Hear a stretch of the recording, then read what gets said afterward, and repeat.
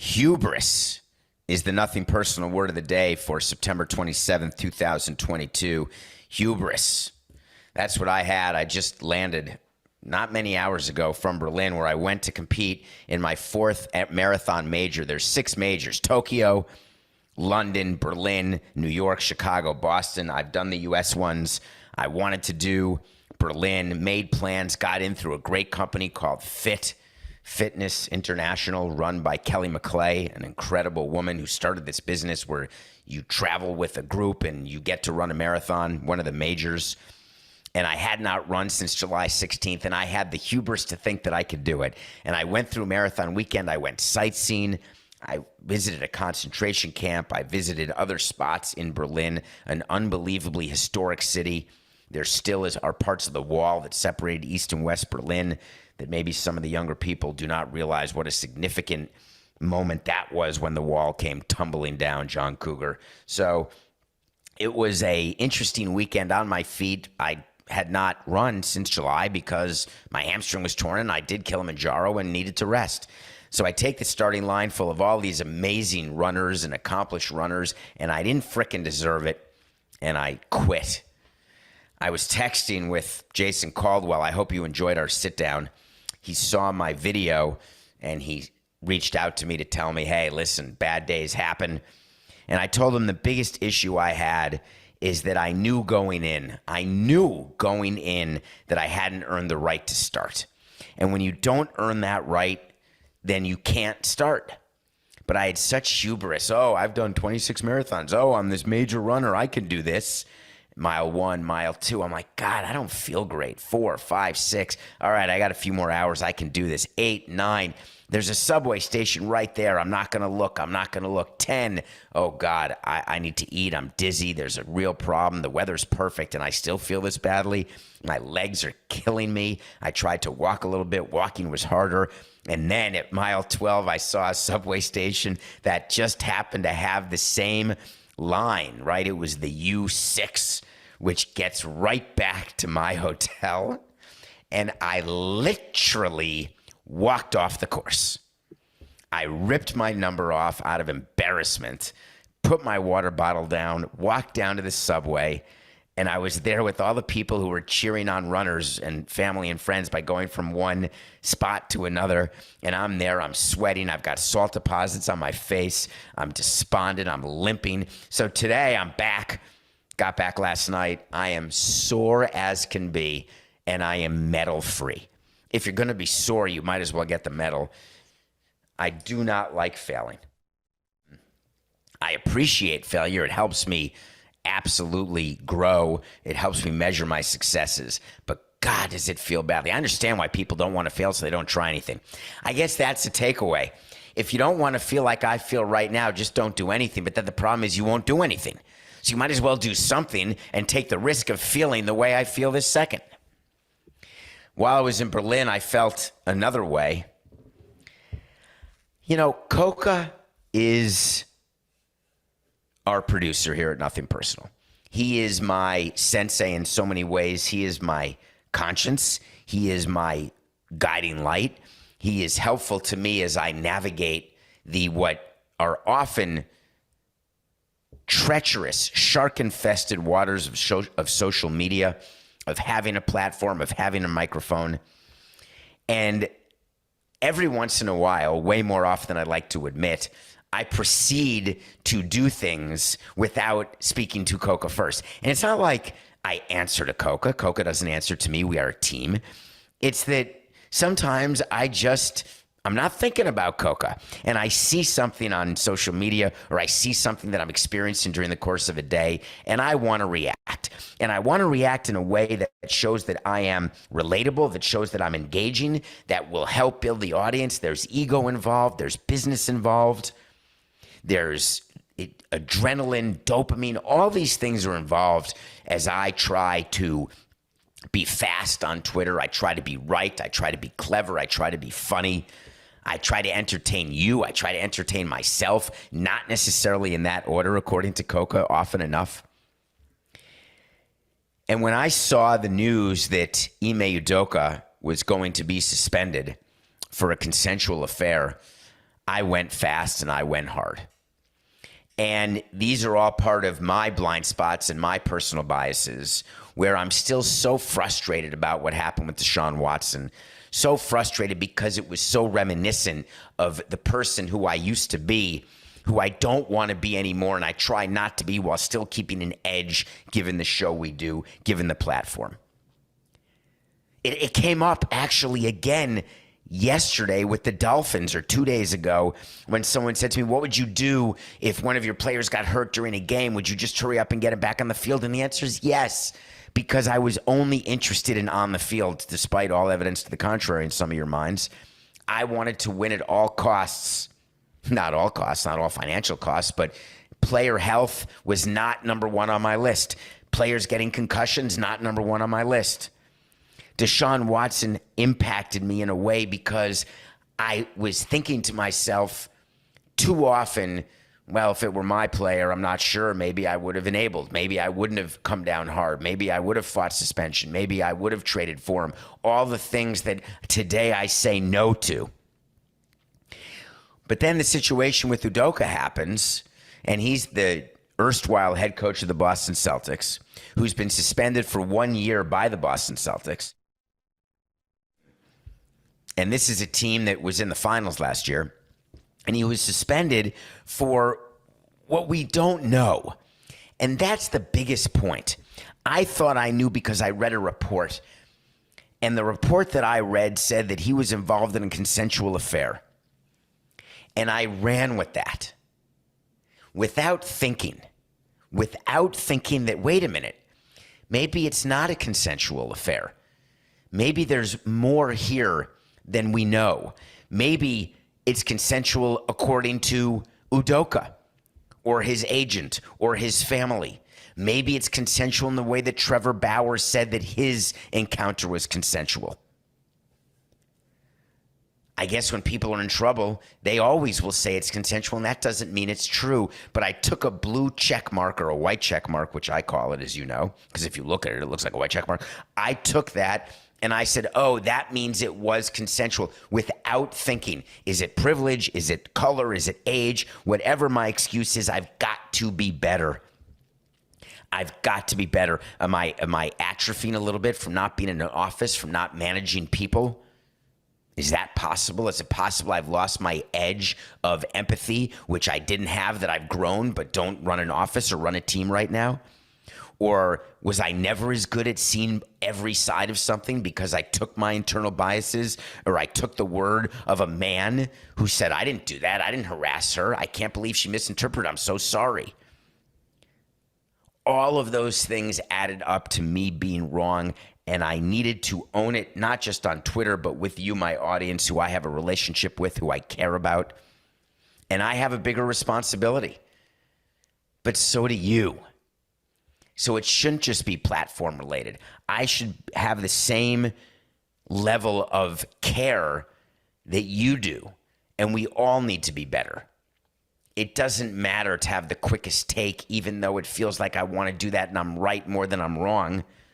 What matters is to be able to think as the other person. But by the way, that's another issue, which is I have been told, and I agree, I can't step into the shoes of anyone who is a person of color. I can't step into the shoes of anyone who's not me. Anyone who doesn't have my experience, I can't be. So I've got to think more quickly and better about that sort of understanding. So if there is a report where a coach is going to be suspended for a year, I immediately go to me. What would have to happen for me to suspend my manager for a year? Ozzie Guillen said that he loves and respects Fidel Castro as manager of the Marlins, and I suspended him because I was in Miami and I had amazing pressure by being in Miami, where Castro is the third rail. Way before third rails even started, Castro was a third rail in Miami. It's the same. there's a new third rail that shouldn't be a new third rail. It should be an old third rail. It should be a forever third rail. There shouldn't be a time when it's okay where no means anything other than no. There shouldn't be a time where there's a question about whether something's consensual or not. There shouldn't be a time where women in any way have to suffer indignities or suffer any sort of issues at work or at home or anywhere because they are women and they get taken advantage of. Nobody should be in that position. Ever. So I take my time saying it can't be a proportionate response to a consensual affair by suspending him for a year. It can't be. So I tweeted it. And then I'm supposed to say I learned my lesson. But I won't know till the next time. Because the synapses in my brain that cause me to respond a certain way based on my own experience, based on my own life, based on my own judgment, my own decisions, are those going to disappear magically somehow? I'm going to try to reframe them. I'm going to try to reprogram them. One of the things that a therapist said to me many times is that you have a hard drive inside you, and that hard drive is programmed to react certain ways to certain things, to certain situations, and then life experience just makes that hard drive even harder, right? It confirms, because the hard drive takes outside input and then it throws output according to its programming. And if you've been programmed wrong, you are going to react wrong to a situation. It may not be your fault, and certainly I'm not taking blame, too many negatives. But that's an interesting way of thinking about it. And the way to get healthier, he always told me, this doctor, was to start working on a rewire, like do a hard reset where you wipe the hard drive clean. And I've always been unwilling to wipe my hard drive clean because I'm worried that with the bad will also be the good. It was sort of my issue that I had with other problems that I've had, like an eating disorder, where I thought if I don't look thin or I eat, that all of a sudden I won't be the leader I was or the person I was or have the humor I have or the leadership qualities or the athletic abilities I have, that it'll all disappear and I'll get fat. Because that's what my computer told me. And I had to rewire it, and I rewired that part, and it didn't fully work. It's not fully rewired because I still think about eating food, and my relationship with food is horrific. And eating is horrific. But the concept of rewiring is quite interesting.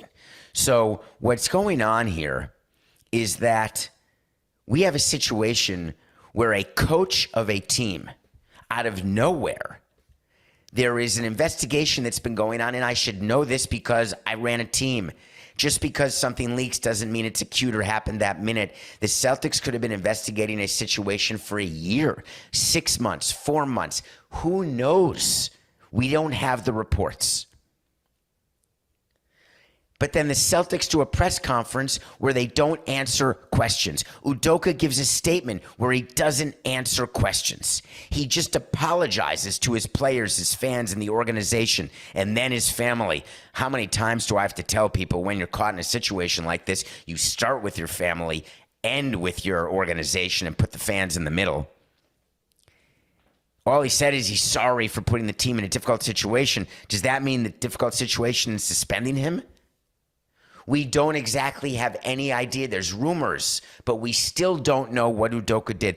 But for a team to act the way they acted, they had to have information. But then it goes deeper. The Celtics not only had to have information, they had to be willing to act on the information. And I can tell you it's not as easy for an organization as you think. It's not as easy for an owner or for Brad Stevens, who gave the reins to this individual, who watched success on the court, unbelievable success, all of a sudden acknowledge that a change was going to have to be made. So why was Udoka suspended a year and not for ever? What would be the reason? Is it that the investigation wasn't finished? Is it that they only found what they found and they viewed that as a year, but if they find more, that could turn into more than a year? Do you act when you only know a partial story? Did they interview everyone in the company? Did they interview Udoka to figure out whether or not the complaints lodged against him, even if there complaints, whether or not complaints, we don't know anything. So I'm happy to give the Celtics the benefit of the doubt, maybe. But then why not give Udoka the benefit of the doubt? Why not give his victims the benefit of the doubt? When do you stop with the benefit of the doubt? Or do you just give it to everybody? And if you're going to give it to everybody, then that includes the victim and the perpetrator. And I'm not ever willing to give the benefit of the doubt to perpetrators, which is maybe another blind spot. So now the Celtics are stuck with a season starting now. Their players have to answer to the craziness that's going on because their press conference did not take the obligation away from the players. It happened in Phoenix too. All the Phoenix players were asked about Sarver. Half the media day was about Sarver. So, of course, when the Celtics media day happened, it was going to be about the fact, wow, we don't have our head coach out of nowhere is different on the eve of training camp. Players get together and they decide who's going to talk about these subjects. It's not willy-nilly. So when media availability happens and there's not just a tragedy, but there is some sort of activity that's happening within the team that requires a comment, my view always was that we've got to give the players cover. I've got to put the GM out there or the manager or me as the president, never the owner in a negative situation. In any sort of problem, you keep the owner out. But I've got to come out and I've got to make sure that our players don't have to sit and answer these questions because players are not paid for that. My view. I want the players playing. I want the players focused. I want the players getting ready for the season. I don't want distractions. It's a very commonly used word, but I do not want distractions. Marcus Smart is the leader of the Celtics in many ways, veteran defensive player of the year, longest tenured player. And he had a very interesting response to the Udoka situation that Coca told me about that I had not seen, that I think was very well workshopped by the PR department. We would send in our head of media relations. We would be sending in our crisis communications head. We'd be meeting with the players, explaining to them, here's what's going to be asked of you. Here's what we are going to do to try to make it so you don't have to answer them, but be ready. You may have to answer them. Marcus Smart just said, we're waiting like everybody else. As a player, I'd like to know more. It's not my business. I may never know more, but man, I'd like to know more.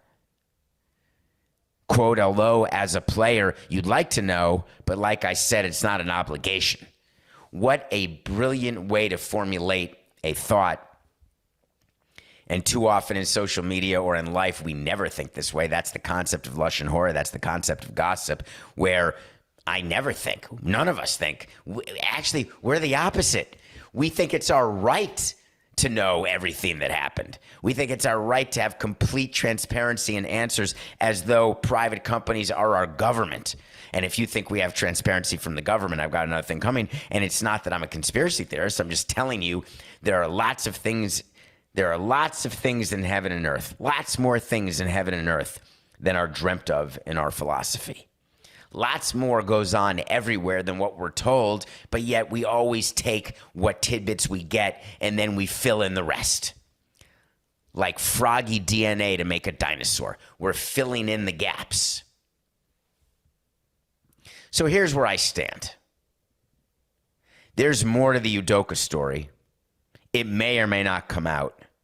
But the way we'll know whether or not there's more is whether or not he comes back. Given all of the turmoil and attention that is surrounding this situation, I believe it's not like the Red Sox bringing back Alex Cora when he was involved in garbage cans, but not solely involved. He served his time, and now that's it, clean slate. He's back with the Red Sox. I think this is more of a situation where it could be like A.J. Hinch, where he's gone from the team but resurfaces with another team.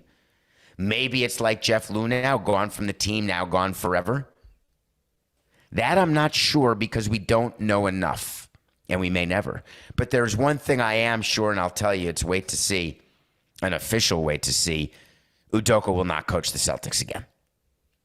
it's starting with a year-long suspension, and they are going to move on without him.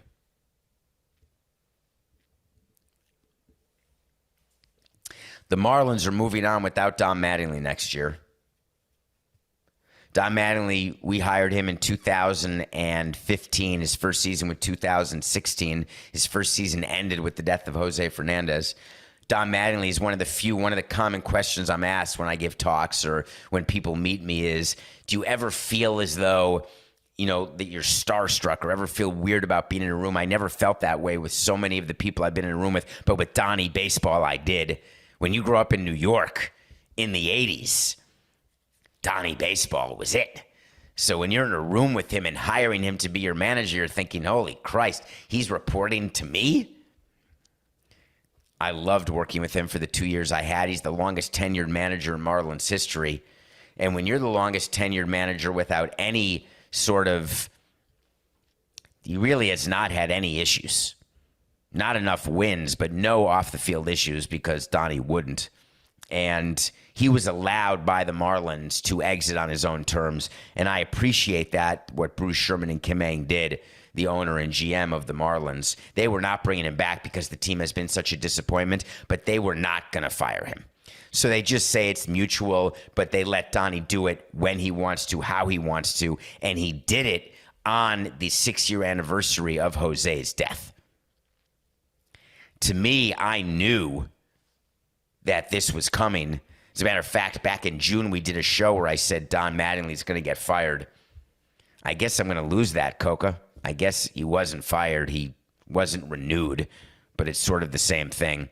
He's not being brought back would have been a better way for me to say it. I don't know that Don Mattingly will manage again, maybe a hitting coach somewhere. What he knows about hitting, what he's forgotten about hitting, the majority of hitting coaches will never know. The majority of hitters will never know. This is the time of year in baseball right now as we are heading down to the last week of games where decisions have already been made. Don't listen as we go forward when the season ends and you hear an owner or GM saying, we're going to evaluate. That is absolute horse hockey. The evaluations, there is not one team that does not know the future of its manager today on September 27th. Not one. Period. I don't care what they say. I promise you it's not accurate. It's just a matter of when you make an announcement that a manager's coming back or a manager's not coming back. It is not, we're going to take some time to think about it after the season. That's my favorite. We always say that. We used to say that. It's so ridiculous. We're going to take a few days and get some distance from the season, and then we will decide which way we're going to go. Remember the Yankees did that with Boone and Cashman, I think, last year? They said, we're going to take a little time. Don Mattingly, you are an officer and a gentleman. And the Marlins, every player who you touched, both on the Dodgers and the Marlins, is the luckier for having interacted with you. All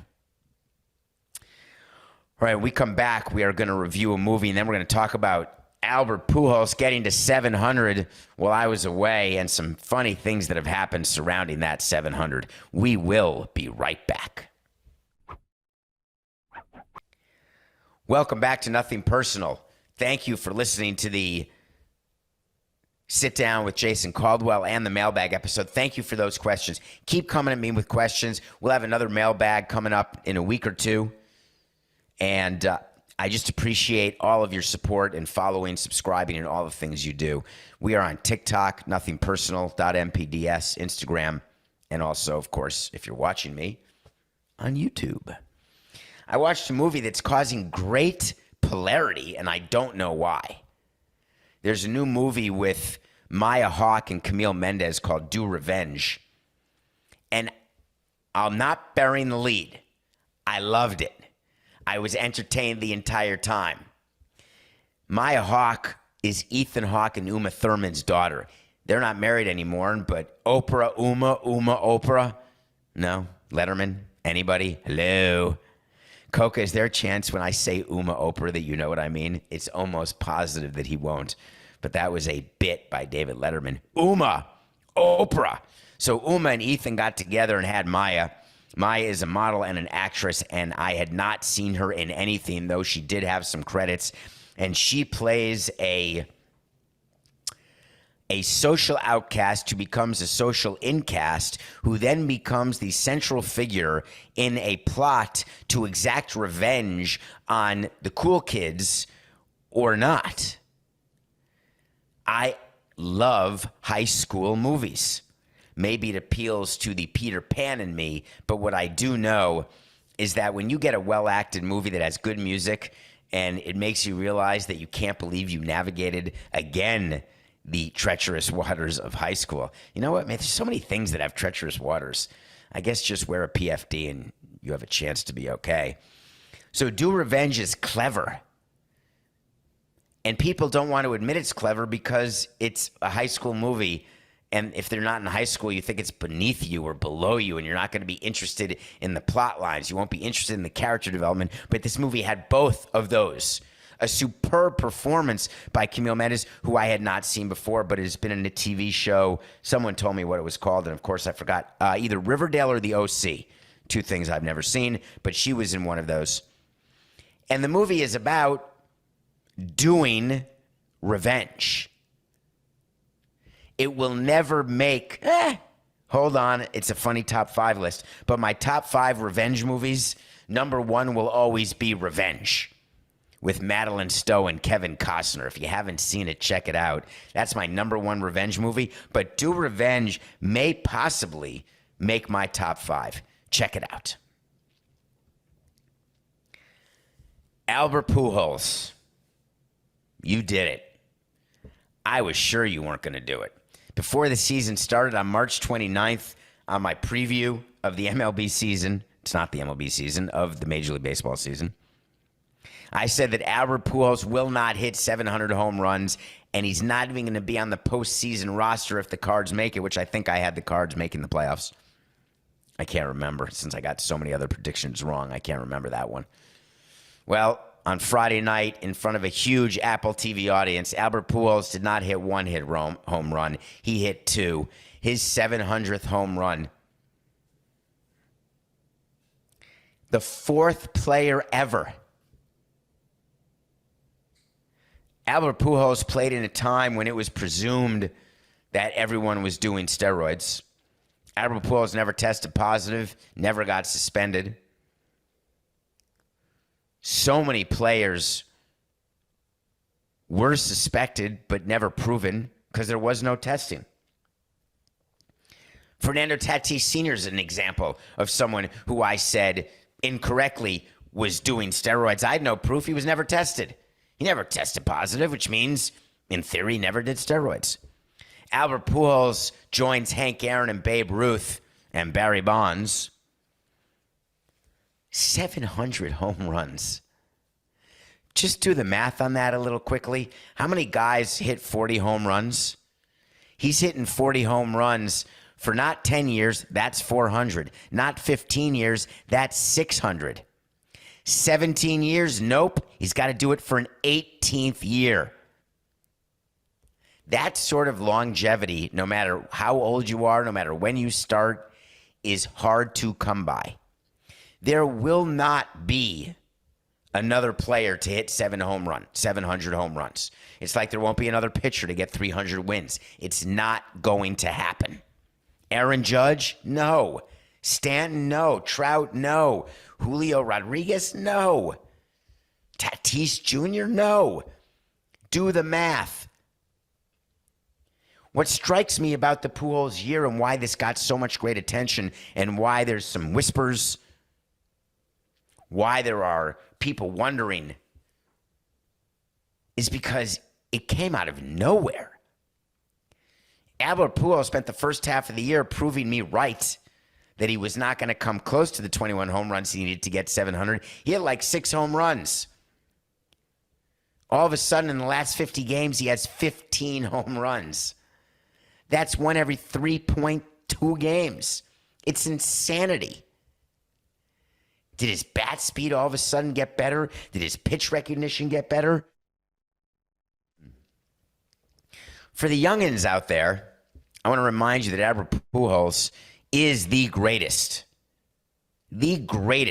right-handed hitter of all time. He wasn't just a home run hitter. This guy hit for average. He hit for power.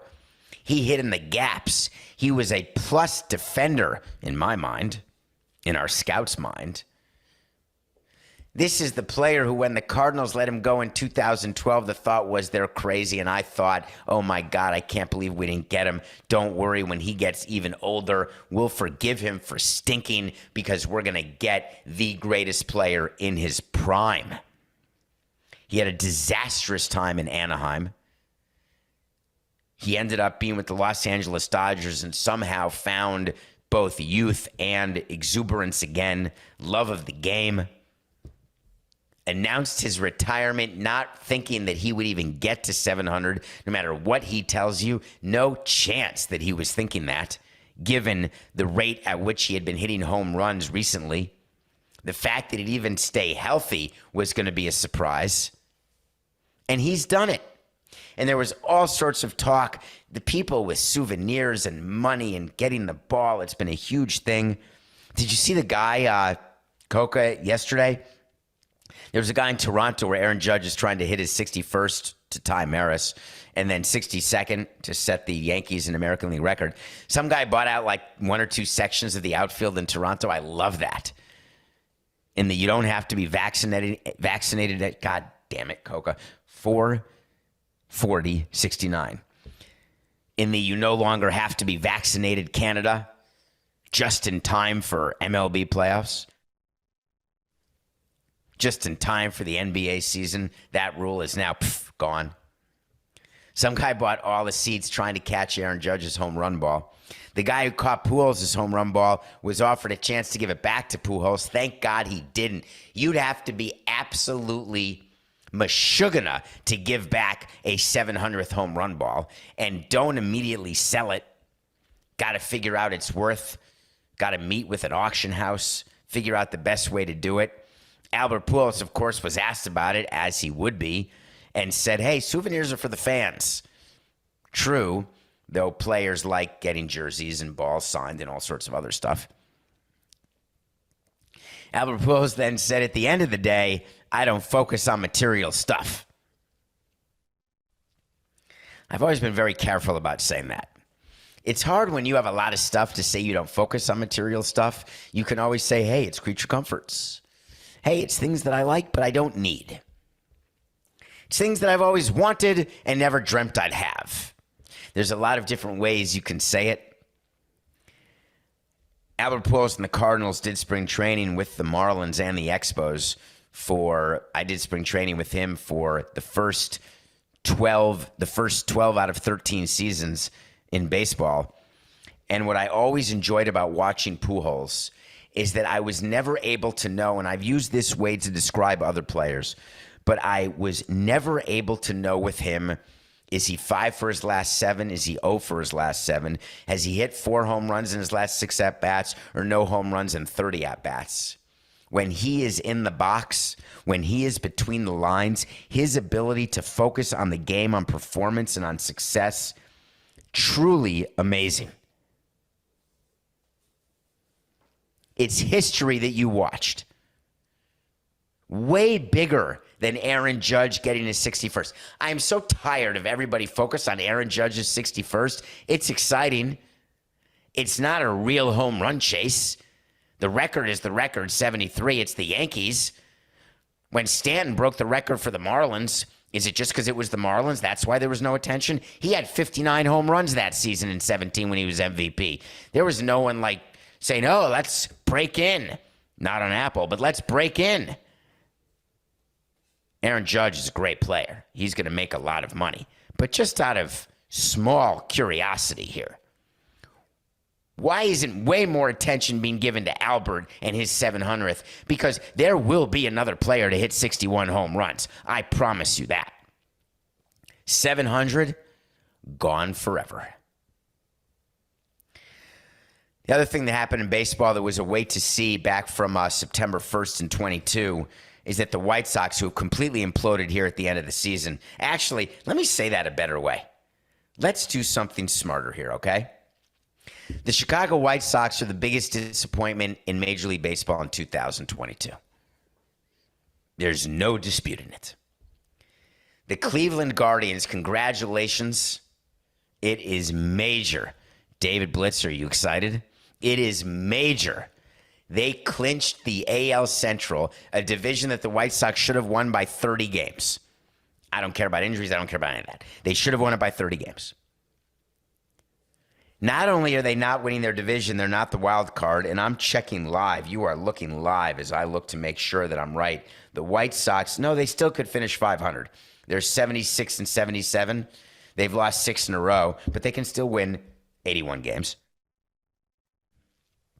I can't remember a team that was supposed to be so good and finish below 500 in baseball. That's really hard. You can finish 83 and 79 or win 85 games, not make the playoffs before they were expanded, say, wow, that was disappointing. I can't believe it. But when you finish below 500 and you were supposed to run away with your division and you are how many games back? 10 games back. Holy criminy. But I told you Tony La Russa was the problem, at least one of them. I want him to get well. I don't wish him to be physically sick by any stretch at all. But he's just not good enough to manage anymore. Well, he's not. I told you on September 1st he would not be back in 2022. Guess what? He's not back. And you know what else? I said he's not going to be back in 23. That's another one of these decisions that's not being made by Jerry Reinsdorf once the season ends. Jerry Reinsdorf, the owner of the Bulls and White Sox, knows today, right now, this second. Jerry, hi. Good to see you again. Just tell us, are you bringing Tony back in 23? Are you going to let him resign, say it's health reasons?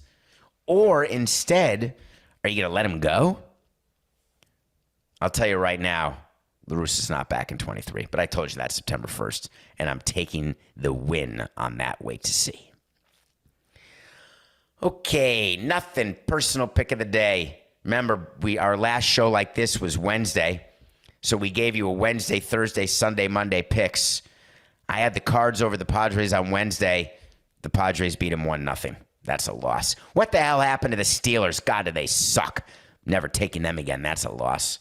Coco was pissed at me on Sunday for taking the Ravens. Never a doubt. They beat the Patriots by 11. That was a win. And did you watch the game last night?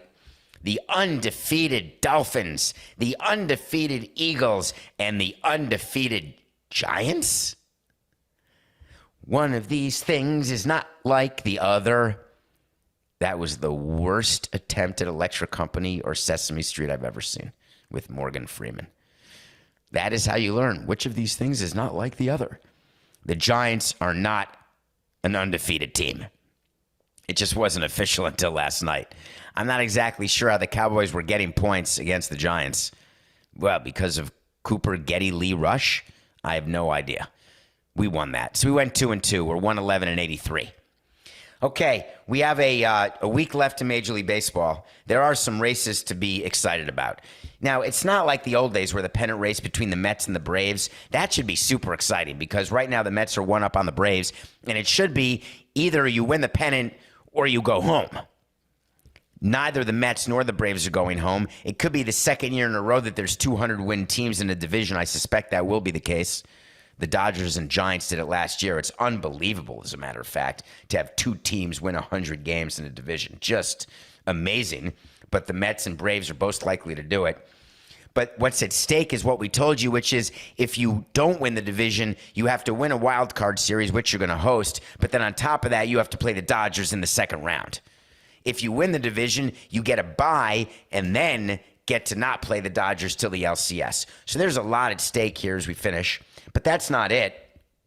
The expanded wild card, the expanded playoffs have provided, I think that when Major League Baseball and Rob Manfred sort of sit together, they will in their mind say that it's been good but not great, right? There's not a lot of excitement in the American League at all. Everything's done, period.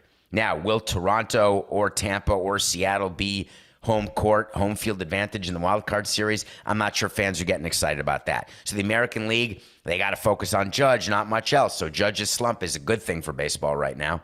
Keep something exciting. National League, you got a little something. Not the wild card because either the Braves or the Mets are going to host a series. You got the Padres and Phillies separated just by a game and a half. But the Brewers, the haterless Brewers, are only a game and a half back of making the playoffs. 3 back of San Diego, 1.5 back of Philly. Starting a big series against the Cards. We're taking the Brewers tonight. The Brewers are hot. Hot. H-O-T-T. I mean, they've lost 1 in a row, so they're not that hot. Speaking of Milwaukee, Milwaukee's great. For those of you from Wisconsin out there, just know I love Milwaukee. And I love that you are passionate about your Packers. I remember when the Packers used to play home games at County Stadium. They played 1 game a year at County Stadium. That stopped quickly when they had to match revenue with other NFL teams locally. So Brett Favre is a subject where we've covered, where the media is being accused of not covering a story about what's going on with Brett Favre. Go back and listen to our show from earlier this month. We did an entire segment about the trouble Brett Favre is in and what's going on with the money that he used in Mississippi to build or help build a new volleyball stadium. Brett Favre is in trouble. To refresh your recollection, he is a Hall of Fame quarterback for the Green Bay Packers, who also played for the Jets. He played for the Falcons, I think, for a minute. He played for the Twins for a quarter of a second, maybe more than a quarter of a second. But he is most associated with the Packers. But he's from Mississippi. He goes home to Mississippi, wants to stay relevant, gets paid for things he doesn't do because he feels as though in his mind he didn't get enough guaranteed money when he was a player, didn't make enough, and is the type that wants to let everyone know that he is going to use his name and his previous fame to parlay that into more deals, more attention, and he's far from the only athlete who does that, far from the only executive who does that. So Coca is whispering in my ear, yelling in my ear. You don't have to yell. That he had $137 million in earnings on the field. I can do the math on that. We'll take 50% away for taxes. It's still enough to live on forever if he didn't spend that on other things. But I have seen more players who have earned that amount of money who have no money than I wish to acknowledge. They don't have the right financial assistance. They don't make the right decisions. Whether or not Brett Favre has enough money for the rest of his life is not relevant to me. The fact is that he took money that was not to be used for volleyball. And this is not me taking money for a stadium. That was the only way the money could be used. Come on, folks. This is like the story we did last week, Coca, where those people who should rot in hell took money that was meant to feed kids during COVID and took it to buy themselves stuff. Brett Favre was taking money because he wanted to be associated with the university and the building of a stadium, and it was total misappropriation, period. The question is, when's the other shoe going to drop? And here's the other shoe. Brett Favre has been pleading ignorance. Oh my God, didn't know.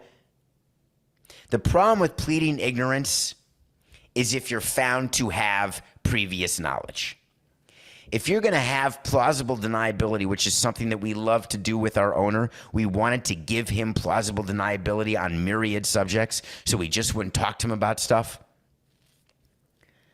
The problem with giving someone plausible deniability, but then there's proof that it was neither plausible nor deniable, is all of a sudden you're in the perjury realm.